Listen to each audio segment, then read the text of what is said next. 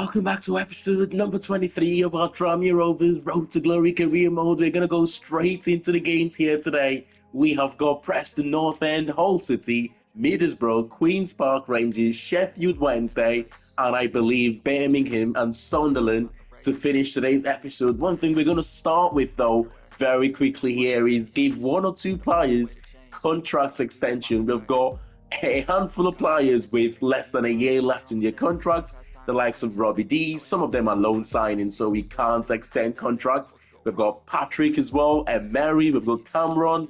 We have got Tom Davies, who is retiring at the end of this season. Our skipper declining rapidly, of course, 56 rated now, so he's not going to be getting a new contract. But Cameron Norman, who's 31 years of age, we would like to keep him for his experience. Let's start with Robbie Dees, who we signed on a free last season. We only gave him a 2 years contract on $7.5K a week, and it's time to renew that and keep him here at Prenton Park for even longer. He's one of those players in the team that goes under the radar sometimes, his performance, but ever since we signed him on a free, he's been a rock at the back for us. But 10K in wages there, 5K in signing on bonus. That's a little bit of an increase in his wages. He gets the crucial role for the team. He should accept that. He's been a massive part of how we have done defensively in the last couple of seasons. It's a reasonable offer. He's happy to sign and extend his contract here for the next 2 seasons at Tranmere Rovers. And next on the line here is Ines Cameron, our first signing of the Road to Glory career mode, I believe. You know, his goals did get us promoted in the first season, but ever since we went to the 4-2-3-1 formation and he's been playing more as a number 10, the goals have dried up a lot, but I still think he will be an important player for us moving forward. He gets, again, a little bit of an increase in wages and 10K in goal bonuses if he can get us 10 goals this season. I'm happy to get this sorted and extend his contracts for the next couple of seasons. Reasonable offer. He will accept that. Let's focus on the games. Going into the first one here at home at Prenton Park to Preston North End. Let's get into this one. Come on, the Rovers. You know, I still think one of the best championship sides that we have seen in recent times, it's got to be that 2017-2018 team that just finished outside the playoffs. They finished 7th that season. We've only conceded 5 goals and Preston have only scored 6 goals. So you can tell the direction that this game is going to go, right? I don't think we're going to see too many goals in this game, man. I mean, think about that team, though. Alex Neil was the manager at that time, you know, underrated championship manager with what he achieved with this team. And he went on to manage Sunderland as well, did quite well with Sunderland. And Omeragic there, the big man up front for them. I've got a feeling they're going to try to hit it long to him every opportunity they get. And they had players like Josh Harrop, Alan Brown, Barkhuizen, Alfie May. They had even Ben Davies, who went on to sign for Rangers and Liverpool. It's a good team they had there. And no surprise that they got themselves close to those playoffs places. The championship is ruthless, isn't it? Oh, what a chant. The championship is ruthless when you don't take your chances to get promoted. Can you imagine, though, if they got promoted that season? Can you imagine? I don't think they would have still been in the Premier League, but they might have been, you know, a Burnley or a Norwich, the yo-yo teams, if you want to call them that, teams that, you know, keep on going up and down the division. And I'm sure the Preston North End fans would have much rather preferred that. But last kick of the first half, yeah, cross from Musonda, and I think it was Webster attacking that one, but not far away. 0-0 in the first half. Yeah, the championship is ruthless, isn't it? I feel like as a team in the championship, when you have a decent spell, you know, where you're winning games, you're doing quite well, big chance there for Kone, you've got to take opportunity of that to get yourself promoted, because you could go from, you know, fighting to get into the playoffs in one season, and the season after, a good header, you're fighting to not get relegated in the same division. We get the score on the right here, near post. We've made some substitution to freshen the team up in this final couple of minutes. Cameron has come on. Hills also replacing Williams. Can we get it right here? I can see Cameron. Oh, that's not the direction. I wanted him to take the touch. but he still managed to get the shot away, not far away. We predicted it was going to be a boring game here. The fact that we don't concede too many and Preston don't score too many. Let's encourage Caleb Park in here just so he doesn't get complacent going into our next game against Hull City. He has surprised me though, the kid, I've got to say. When we promoted him, of course we knew he was a talent, otherwise we wouldn't promote him to the first team. He's not the most aesthetically pleasing on the eyes when he's on the ball, but what he does do so well for us is that brutish type of players. You know, he can drive with the ball. And recently he's beginning to chip in with 1 or 2 goals, which we did not expect. But it's a very good Hull City side here who've won 3 wins and 2 draws in their last 5 games. So they are unbeaten in their last 5, and they've won 6 out of 10 this season. So we've got to be careful facing a team like this who are second in the league. Out wide, they've got Abdallah Sima out wide. Who, oh my God, how have they managed to sign him? But then again, this is the 3rd season, isn't it? It's the 3rd season here. Big tackle. The referee plays advantage. Oh my God, that first half was nothing at all to show in that first half. But that is a way to open the goal scoring in a game that has been, I tell you what, we will struggle. Other than this goal, we will struggle to find the highlights in this game. But what a finish, son.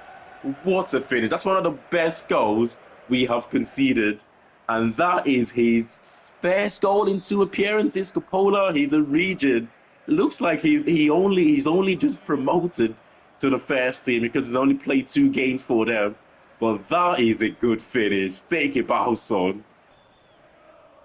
We get it out wide. Oh, come on, Kergib. You've got to be a lot more alive than that. We've been so poor in this game, man. 83 minutes. I don't think we've had a shot at all. Not a single shot in this game. Giles has Hull City tried to go for the second.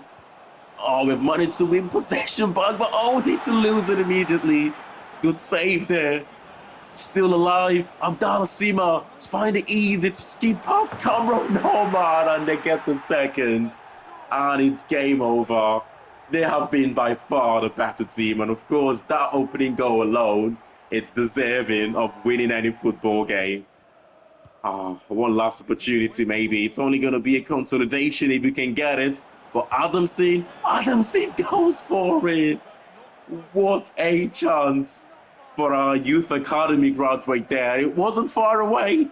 It really wasn't far away there. It's going to be a 2-0 defeat. Yeah, our 2nd defeat of the season. Of course, we lost to Stoke City. And this is the only game we've played this season, by the way, where we have looked like, we've looked like we shouldn't be here against them. It's men against boys, basically, this game. They're absolutely dominated. Scored 2 cracking goals, of course. Thoroughly deserved victory for Hull City. But we move on to the next one. I'll tell you what, we are not in a bad position after 11 games played, especially when you look at the teams that are in and around us right now. The likes of Birmingham, Stoke City, Watford, West Brom. These are teams that have got much better players than we have, on paper at least. But we know the game is played on grass. You've got Middlesbrough, Leicester, who are just above us as well. Our next game is against Middlesbrough, so that is a proper mid-table clash for us. But we're only 4 points away from the relegation places right now. Still a long way to go from now to the end of the season. But I do think if we carry on doing what we're doing at the moment, which is we're not losing too many games. We've only lost 2 games all season. A lot of draws, though, which I will take at this stage of the season. Let's go straight into this one against Middlesbrough away from home. We're still having the same issues as the last couple of seasons, pretty much, which is our inability to score a lot of goals. It is frustrating. It is frustrating. We are improved, though, in terms of goal scoring. And speaking of the devil, we are bottom in terms of goals scored. 8 goals we've scored all season. We have improved, like I said. We have scored more goals than we did at this stage in the last 2 seasons. But it still needs to get much better. Tommy Conway up front for them. Morgan Whittaker playing from the right-hand side. The cameras have been so focused on him at the start here. It must only mean one thing. He must be having a cracking season at this stage. I mean, we faced this Middlesbrough side last season, I believe, in the Carabao Cup or the FA Cup. They dominated that game, man. 90 minutes, chances after chances. They couldn't take any of those, though. And the game ended up going into penalties, which I think we lost the penalty, if I'm not mistaken. Or maybe we won the penalty, I'm not too sure. But he's offside there, Tommy Conway. We've got to be careful. I'm not sure where Tom Davies is going there, but he's galloping his way up front. We do go long to him. Tom Davies wins the header, and it's to Richard Kone, who scored our 9th goal of the season. Well, well, well. We have scored a goal for the first time in today's episode. In our 3rd game, we did manage to score a goal. Let's take a look. I think that's his sixth goal this season in 11 appearances. So he scored 6 out of our 9 goals. What a signing, though. What a signing. I said if he averages, 1 in 2, maybe 1 in 2.5 games this season, our chances of staying up becomes much stronger. I just hope, other players, other strikers, the likes of Cameron, the likes of Davison, and Mulligan, who's injured, but he should be back. Hopefully in the next couple of games, we will see him come off the bench. Oh my God. Oh my God. That is how you respond to going and go down in the opening 10 minutes of a game. What a cracking finish, Whittaker. I mean, we were wondering why the cameras were so focused on him at the start, but that is why he seems to be in a good run of form right now. Musonda done well there in that build-up. Out wide to Leo Connor. Oh, that's an excellent one-time ball to Richard Kone, who tried to square it. We've played some good football in this game, man. It will only be right if we can cap it up with a goal here. Going into the end of the first half, the shot blocked. We regain possession, though. We retain possession, rather. Overlapping run from Charlie Musonda. He's going to try and... Oh, there's no one in the box, man. Come on. We need more players who are hungry to score goals in this team. There was no one in the box there. Come on, man. 61 minutes into the game. Given that Middlesbrough are a much better team than us, excellent tackle from Musonda. We will take the point. Azar's free in the box. But what a save. I say what a save. It was a comfortable save from the goalkeeper there, wasn't it? The header was just straight into his hands. But time to freshen up the teams. The likes of Henry coming on. The likes of Cameron also coming on. It would be nice for him to score a goal for a change. He's not scored for a while in his Cameron. Oh my God. No way. No way. Why are we conceding freakish goals this episode? You think about the ones we conceded against Hull City and these. We're just conceding some unbelievable goals right now. I mean, it was not necessarily the unbelievable strike that got the second goal for them. The strike did hit the crossbar. It was the rebound. And again, it was Whittaker who scored a brace in this. Oh, overlapping run there from Musonda. Get in! We are not going to go down without a fight. Just straight from conceding a goal, we go on to the other end to get an equalizer of our own. Tell you what, that kid Musonda could well play as a left winger for us at some stage this season. But we do go on to get the draw 2-0. We talked about not being able to score goals, and we go on against a strong Middlesbrough team to score 2. We've got news in from the physios here. I think that's Josh Mulligan back from his injury, or at least I bloody hope so. We cannot afford to pick up another injury at this stage. It is Josh Mulligan. His return to first team training. It shouldn't take too long now before we see him back involved with the first team games. Probably about a couple of weeks, I would say. But 2 wins from 12 games so far this season, 8 draws and 2 defeats. We have got Queen's Park Rangers up next. We will then play the game against Sheffield Wednesday, Birmingham, and I think the game against Sunderland to finish up today's episode. And for our November's Youth Academy scouting here, starting in England, we only send the scout out for 3 months this season. I felt like 6 months or 9 months is a little bit too long, but no one decent in England there. We're going to have to get rid of all four players there. At a later time, we've got John Sterling here, who's got decent starting overall and potential, who we will scout further. The rest of them, though, we will get rid of them. And finally, Mbalo, who we sent to Wales. Any decent player in there? Okay, we will continue to scout Alex Driscoll. He has managed to keep hold of his potential. And yeah, we will most likely get the rest of them. I have been told, though, that whenever you see a player with a really good potential like this, but the starting overall is a little bit too low, it could be they are in the wrong position. And if you change their position, they will just boost up. But then again, he's only 14 years of age, so still very young. I think we will just continue to scout Alex Driscoll and we will get rid of the rest of them in Wales. Up next is Queen's Park Rangers of Prenton Park. And Queen's Park Rangers, by the way, who they haven't had too much of a difficult season. In real life, this is. I mean, last season, it went all the way to the final game of the season for them to stay up, or the final couple of games, rather, for the, I think, final couple of games for them to stay up. This season, though, in real life, they're sitting mid-table right now on 50 points with 4 games to go and 7 points clear of the playoffs places. So you would expect them to stay up. I mean, they've got players like Chair in the team, the Moroccan, I believe. He did go to the last World Cup for Morocco, didn't he? As well as the last African Cup of Nations. He has been a mainstay in that Queen's Park Rangers team. But Brad Hills there, last bit of interception or intervention there to get that one to his goalkeeper. Otherwise, it might just have been 1-0 to the away side. But it's I mean, not too much have gone on in this game up until now. But Gibbs did manage to win that one back. He's got space to run into and he makes it 1-0. Too easy.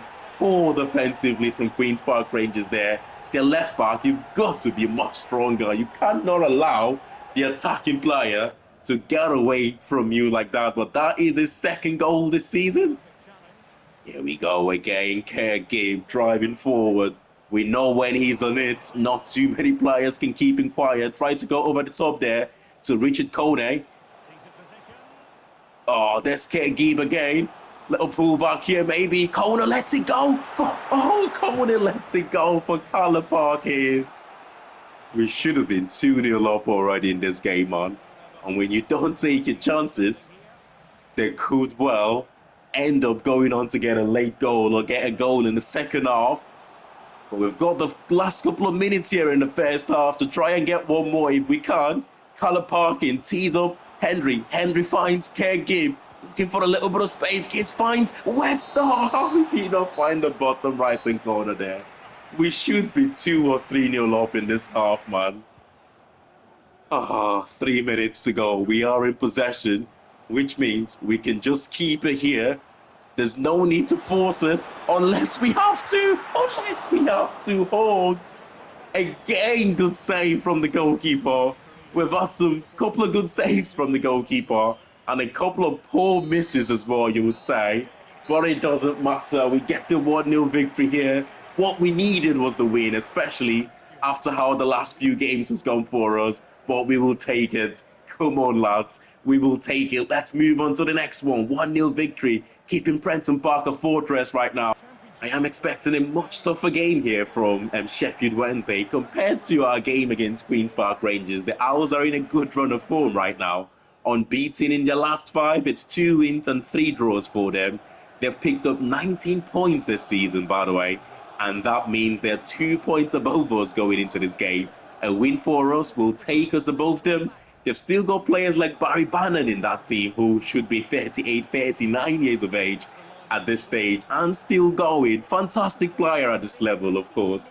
But it's good to see him still going there. Adamson starts for us.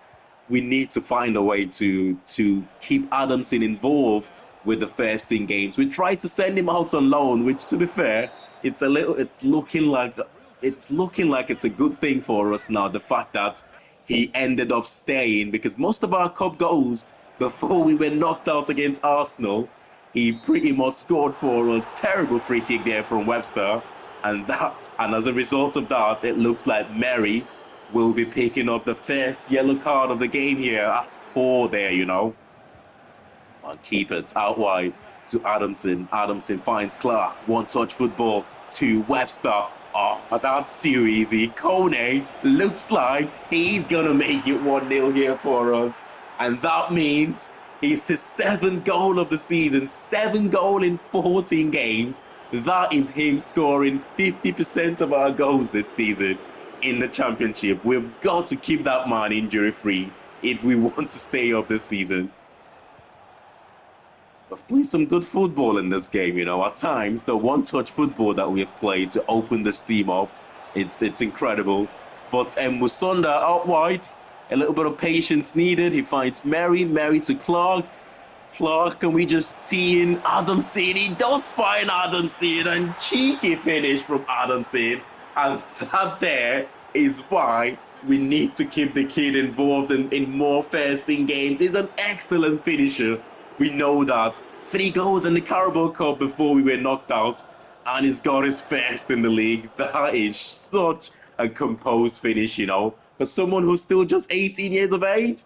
The crazy thing is, right, he's only going to get better. But like I said, good block there. The only way for him to get better is he has to play more games. Unfortunately, we've got Kone in front of him up front, but we've got to find other positions to get him involved. You know, whilst players are still young, especially strikers, I'm a big fan of, oh no, not a big save from the goalkeeper. I'm a big fan of giving strikers, you know, games out wide, even though sometimes they might not be able to play out wide, as well as they will do their natural role up front. Another huge save from McGee.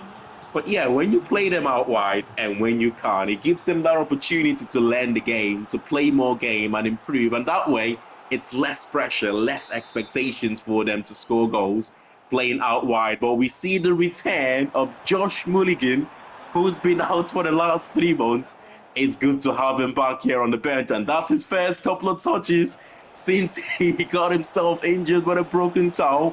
He's still going, a little bit of a deflection, trying to go for the far post.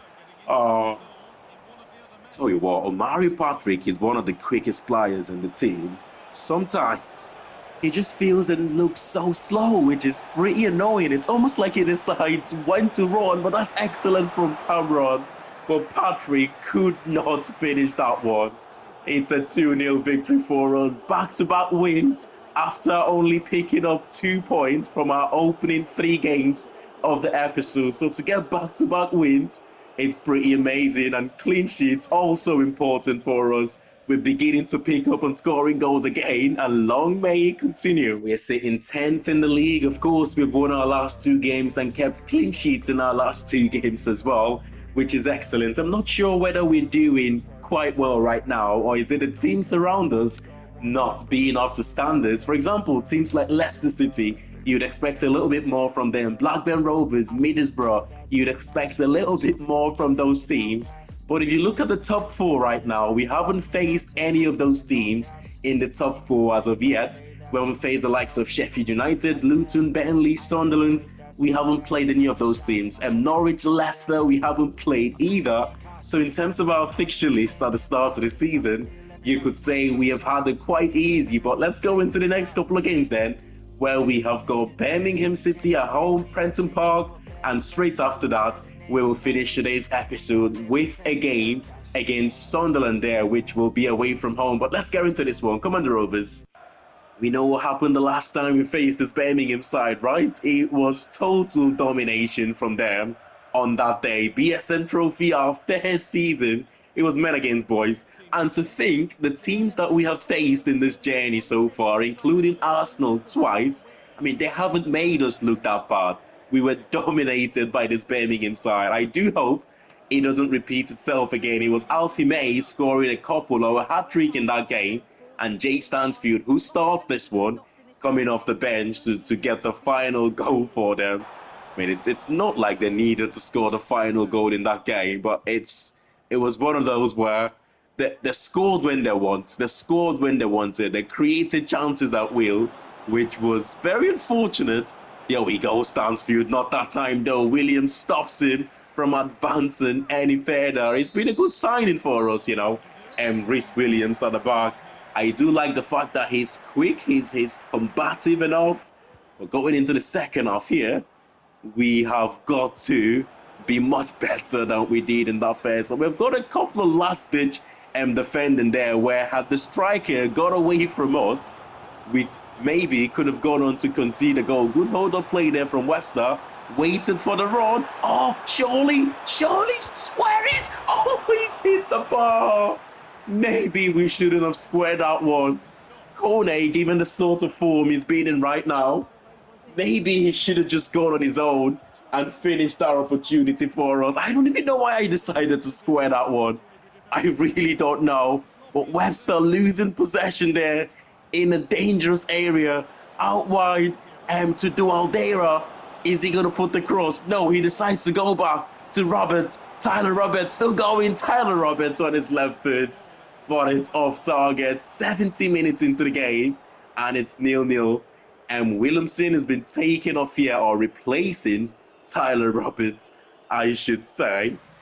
Substitutions of our own just to freshen the team up here. The likes of Rhys Williams being replaced by Brad Hills. And we have got Enis Cameron. Is this the game where he gets his first goal? Come on, easy pass there to Webster.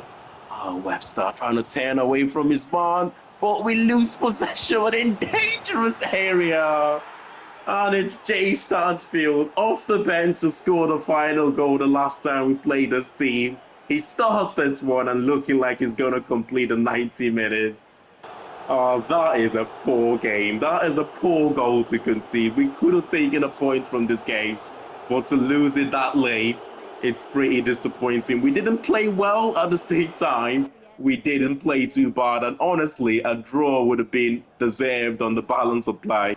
Straight into the final game of today's episode. It's at home to Sunderland. We haven't played too many games in and around the top 6 this season, but when we haven't had the best of results. When we faced Coventry, I think they were in the top 6 at the time. It ended up being a draw. We lost to Hull City, who was in the top 6 at the time of facing them.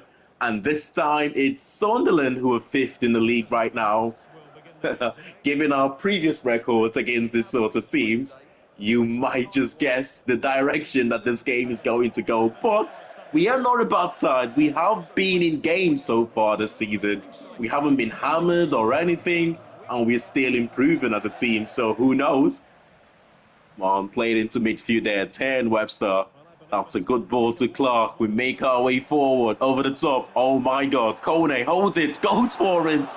That would have been in Didier Drogba's X type of goals if he managed to bring that down with his chest and go for a goal like that. I mean, you've got, they say you've got to buy you've got to buy the ticket to win a lottery, right? If you don't go for spectaculars like that, you're never going to score a spectacular goal.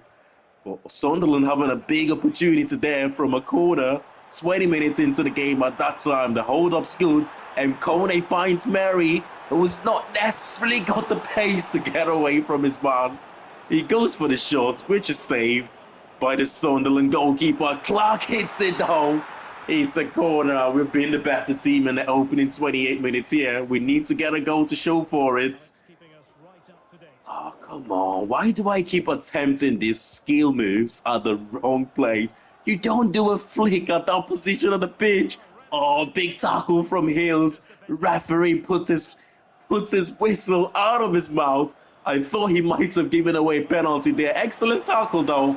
Penalty would have been the poor decision. Hills makes another interception. But what a chance for Sunderland to get the opener just before the end of the half. It's 0-0. Oh, come on, we keep making these mistakes in our own half.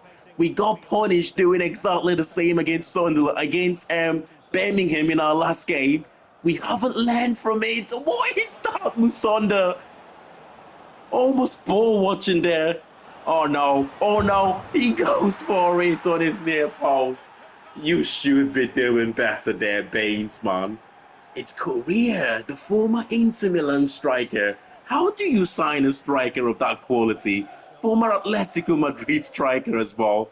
Oh, come on, Baines. That is awful goalkeeping.